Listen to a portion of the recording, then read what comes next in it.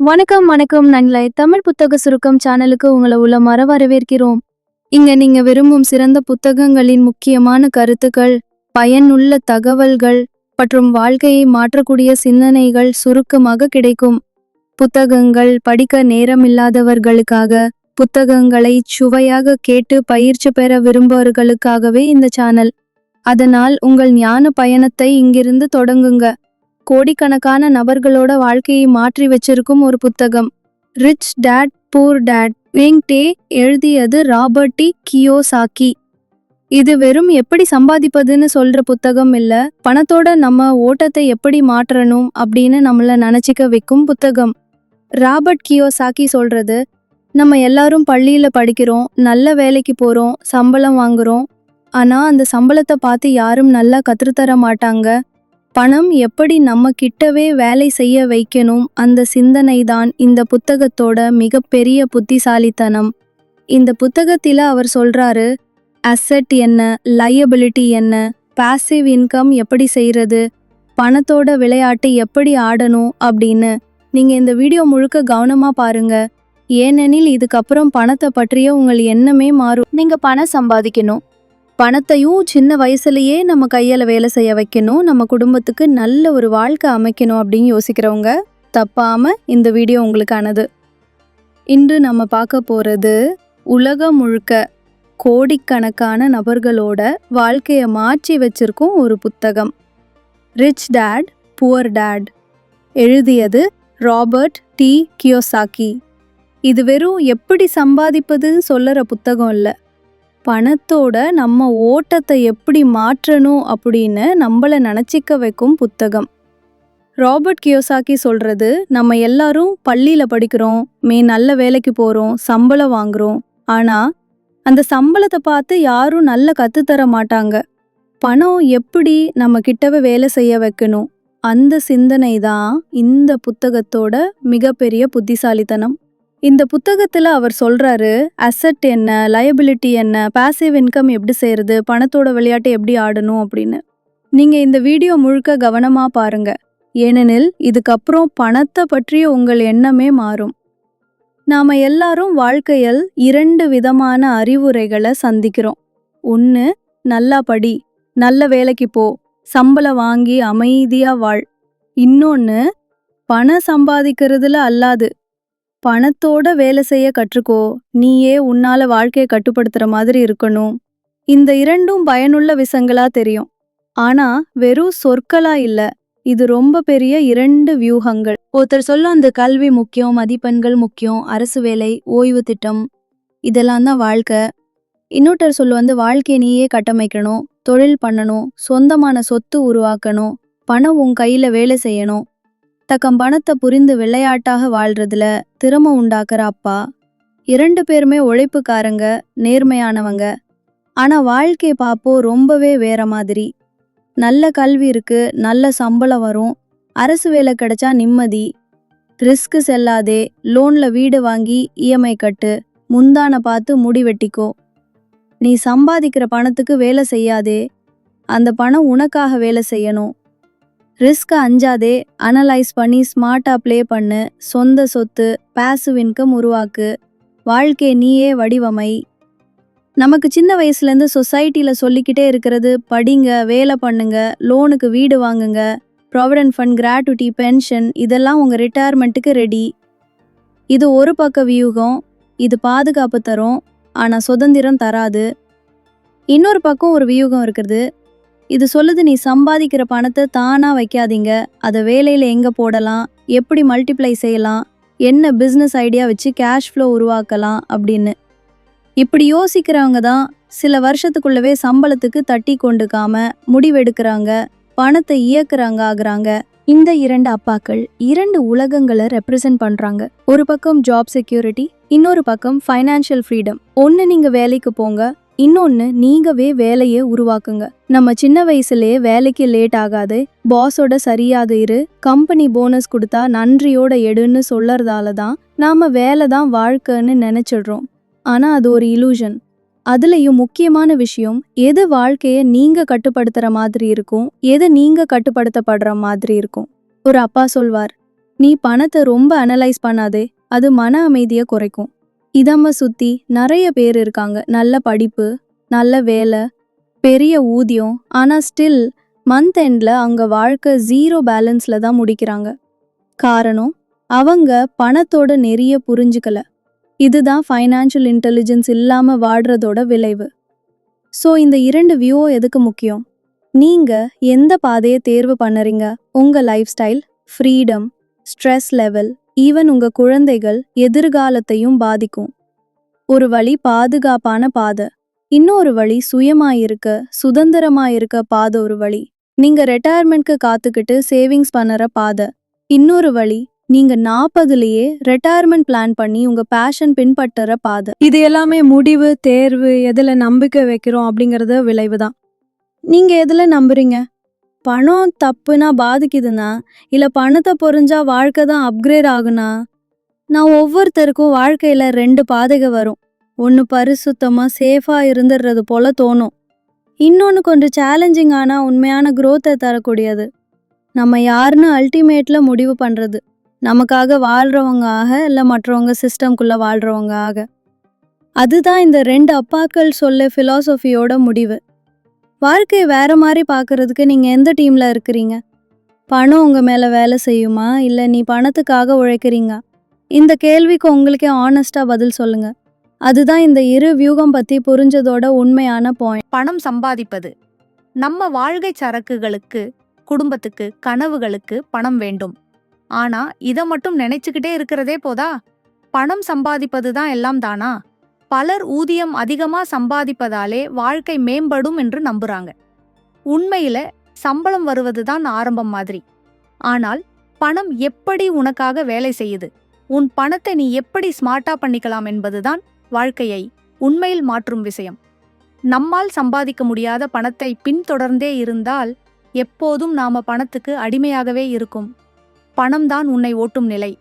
இதனாலதான் பணம் சம்பாதிப்பதை விட பணத்தோட எப்படி நடக்க வேண்டும், பணம் பற்றி எப்படி சிந்திக்க வேண்டும் என்பதுதான் மிகவும் முக்கியம். நம்ம வாழ்க்கை படிக்கிறதுல இருந்து பணம் சம்பாதிப்பதுல மட்டும் கவனம் செலுத்துவது, பணம் எப்படி வேலை செய்யுது, எது நம்ம பணத்துக்கு ஆசெட் ஆகும், எது லயபிலிட்டி ஆகும் என்பதை கற்றுக்கொள்ளாமல் இருக்கிறோம். இந்த பார்வைதான் நம்ம பணத்தை யாருக்கு பணம் சம்பாதிப்பதா, நாம பணத்துக்காக வேலை செய்வதா என்பதை குறிக்கிறது. நீங்கள் சம்பாதிக்கும் பணத்துக்கு மேல் கவனம் செலுத்துவது முக்கியம். அதற்காக பணத்தை எப்படி முதலீடு செய்யலாம், எது நல்ல ஆசெட் என்று தெரிந்து கொள்ள வேண்டும். சிலர் திடீரென வாடகை வீட்டில இருந்து மாதம் மாதம் பணம் கிடைக்கும் வகையில் சொத்துக்கள் வாங்குகிறார்கள். இதுவே பாசிவ் இன்கம் என்று சொல்றது. இதுதான் பணம் உனக்காக வேலை செய்கிறது என்ற பொருள். பலர் பணத்தை சம்பாதிப்பதற்கு மட்டும் கவனம் செலுத்தி பணத்தை வீணாக்குகிறார்கள். புது காரு, பெரிய வீட்டுக்கு கடன், லைஃப் ஸ்டைல் எக்ஸ்பென்சஸ் அதிகப்படுத்துவது, இதெல்லாம் நம்ம பணத்தை ஓட வைக்கும் வழிகள். இதனால் பணம் எப்போதும் குறைவாகவே இருக்கும். பணம் சம்பாதிப்பதுதான் முக்கியம் என்று நினைத்திருக்கும் போது பணத்தை எப்படி ஸ்மார்ட்டா யோசிப்பது, பணம் எப்படி உனக்காக வேலை செய்யும் நிலைக்கு கொண்டு செல்லுவது, அது எதுக்கு முதலீடு செய்ய வேண்டும், இது லயபிலிட்டி ஆகும் என்று புரிந்து கொள்வது அவசியம். உதாரணமாக, பணம் சம்பாதிப்பது நம்ம முயற்சி மற்றும் நேரத்தை கொண்டு வருவாய். ஆனால் பணத்தை நம்பிக்கை வைக்காமல் வைப்பது, அதுவே நம்ம பணத்துக்கு வேலை செய்யும் வாய்ப்புகளை குறைக்கும்.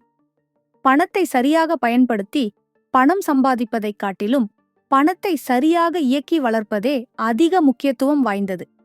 இந்த மனப்பான்மையை நம்முடைய சிந்தனையில் கொண்டு வரணும். அப்படிங்கதான் நம்ம வாழ்க்கை எளிதாகும்.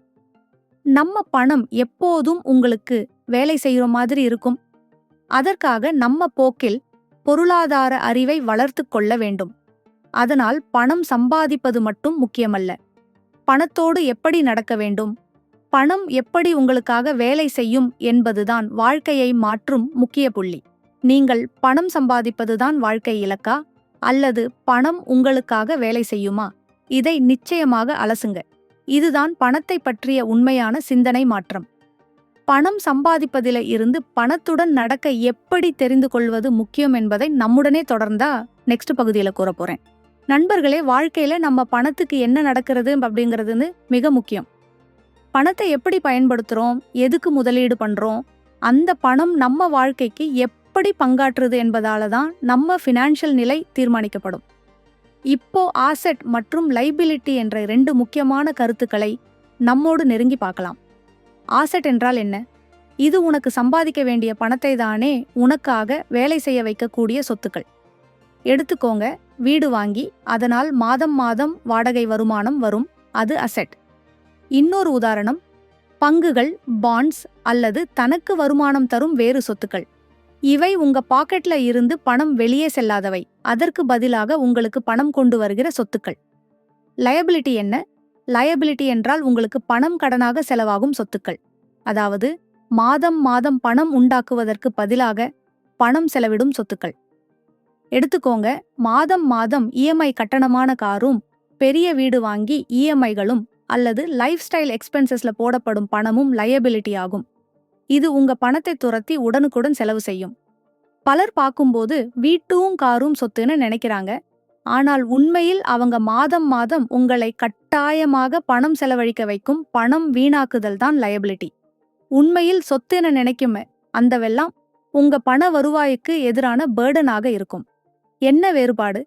அசெட் உங்களுக்கு சம்பாதிக்க வைக்கும், லயபிலிட்டி உங்களுக்கு செலவாகும். பணம் சம்பாதிப்பதற்கு நம்ம செய்யற முதலீடு அசெட்களில் இருக்கணும்.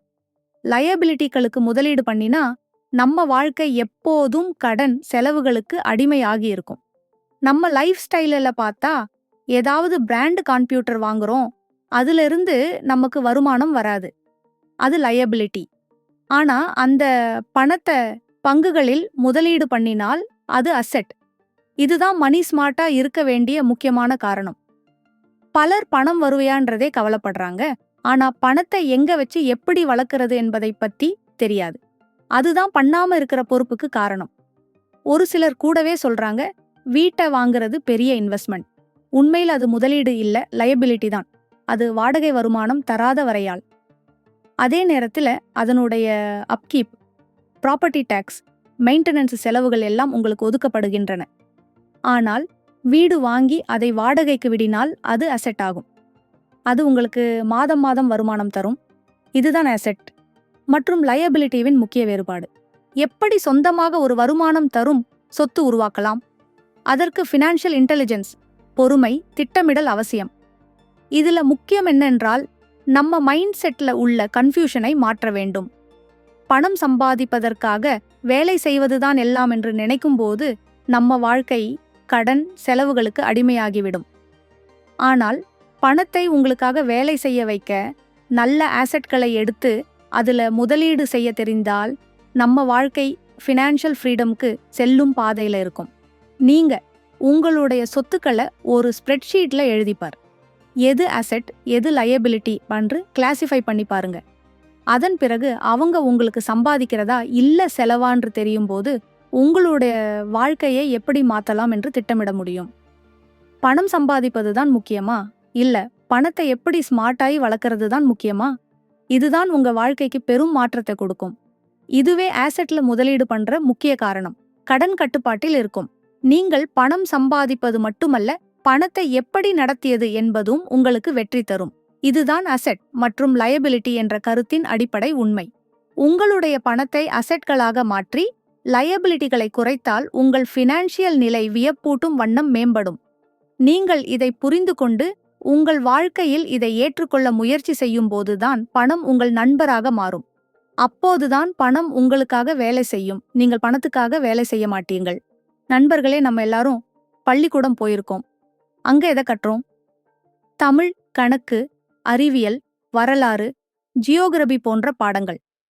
நம்ம எக்ஸாம்ல நல்ல மார்க்ஸ் வாங்கணும், நல்ல காலேஜுக்கு சேரணும், நல்ல ஜாபுக்கு அப்ளை பண்ணணும் என்று கற்றோம். ஆனால் இந்த பள்ளி சிஸ்டம் நமக்கு பணம் சம்பாதிப்பதற்கு அல்லது பணத்துடன் எப்படி நடக்கிறது என கற்றதில்லை. நம்ம வாழ்க்கையில பணம் எப்படி வேலை செய்கிறது, எப்படி முதலீடு பண்ணணும், சொத்து என்ன, கடன் என்ன, ஃபினான்ஷியல் ஃப்ரீடம் எப்படி அடையணும் என்று ஒருபோதும் பள்ளி சொல்லவில்லை. நாம் கற்றது அகாடமிக் கல்வி, தியரிகளா மட்டும். அதனால நம்ம ரியல் லைஃப்ல பணத்தை கையாளுதல், சம்பாதித்த பணத்தை வளர்த்தல், ஃபினான்ஷியல் ரிஸ்க்ஸை புரிதல், நம்ம சொந்த வாழ்க்கைக்கு தேவையான மணி ஸ்கில்ஸை டெவலப்மெண்ட் பண்றதல் எல்லாம் கற்றுக்கொள்ள முடியவில்லை.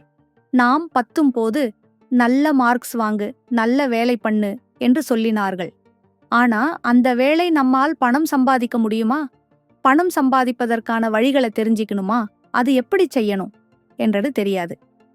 பள்ளி சிஸ்டம்ல நம்ம வட்டி, interest, investment, asset, liability, cash flow, tax planning, insurance போன்ற ஃபினான்ஷியல் கான்செப்ட்ஸ் ஒருபோதும் சொல்லலை. இதுதான் நம்ம ஃபினான்ஷியல் எஜுகேஷனுக்கு ரொம்ப பெரிய குறைபாடு. இந்த ஃபினான்ஷியல் எஜுகேஷன் இல்லாம பணம் சம்பாதிப்பது தான் கடினம். எப்படி சம்பாதிப்பது, எங்க முதலீடு செய்யணும், எது நல்ல வாய்ப்பு, எது அபாயம் என எல்லாமே நம்ம மனசுல தெரியாத காரணத்தால் நம்ம வாழ்க்கை ஸ்ட்ரெஸ், கடன், ஃபினான்ஷியல் ப்ராப்ளம்ஸ்ல கடுமையாக இருக்கிறது. நாம் ரியல் லைஃபில் ஃபினான்ஷியல் எஜுகேஷனை பெறணுமென்றால் அதை நாம் தானே கற்றுக்கொள்ள வேண்டும். புத்தகங்கள் படிக்கணும், செமினார்ஸ் போகணும், வீடியோஸ் பார்க்கணும். அதுவே நம்ம ஃபினான்ஷியல் இன்டெலிஜென்ஸை மேம்படுத்தும். பல சக்சஸ்ஃபுல் பேர்கள் சொல்றாங்க, ரியல் லைஃப்ல பணம் சம்பாதிப்பதற்கான கல்வி பள்ளிக்கூடத்துல கற்றதை விட பெரிசு. அந்த ஃபினான்ஷியல் இன்டெலிஜென்ஸ் தான் நம்ம ஃபினான்ஷியல் ஃப்ரீடம்க்கு பாதை காட்டும். நம்ம பள்ளி சிஸ்டம் பண்ணிய வேலை நம்ம ரியல் லைஃப்க்கு 100% பொருந்தாது. அதனால் நம்மால் தனியாக ஃபினான்ஷியல் எஜுகேஷனை கற்றுக்கொள்ள வேண்டும். இந்த ஃபினான்ஷியல் எஜுகேஷன் இல்லாமல் நம்ம லைஃப்ல பணம் சம்பாதிப்பதும் பணத்தோட ஸ்மார்ட்டா நடக்கும் விதமும் தெரியாது. அதனால நம்ம பணம் எப்போதும் ஓடிவிடும். நீங்கள் பள்ளியில் கற்றதும் பணத்தை பற்றி கற்றதும் 2 வேறுபாடு தெரிந்தால் வாழ்க்கை முழுதும் மாறும். பள்ளியில எது சிலபஸ்ல உண்டு அதை மட்டும் நம்பாதீங்க. ரியல் லைஃபில் பணம் சம்பாதிப்பது, பணத்தை ஸ்மார்ட்டா பயன்படுத்துவது தான் முக்கியம். இந்த ஃபினான்ஷியல் எஜுகேஷனை தாங்க நம்ம பள்ளி சிஸ்டம் மேம்படுத்தல. அதனால நம்ம பக்கம் இருந்து அதை கத்துக்கொள்ள முயற்சி பண்ணணும். இதுதான் ஸ்கூல் எஜுகேஷன் மற்றும் ரியல் லைஃப் எஜுகேஷன் இடையேயான முக்கிய வேறுபாடு. உங்களோட வாழ்க்கையை நம்ம பார்க்கும் விதம் இதுல தான் நிமிர்ந்து நிற்கும். ஃபினான்ஷியல் ஃப்ரீடம் அடைய ஃபினான்ஷியல் எஜுகேஷன் கற்றுக்கொள்ள துவங்குங்க. பள்ளி எஜுகேஷன் மட்டும் இல்லாமல் ரியல் லைஃப்ல எப்படி பணம் சம்பாதிப்பது, பணம் ஸ்மார்ட்டா இயங்கும் என்பதை தெரிந்து கொண்டீங்கன்னா வாழ்க்கை ஆள்கை மாறும்.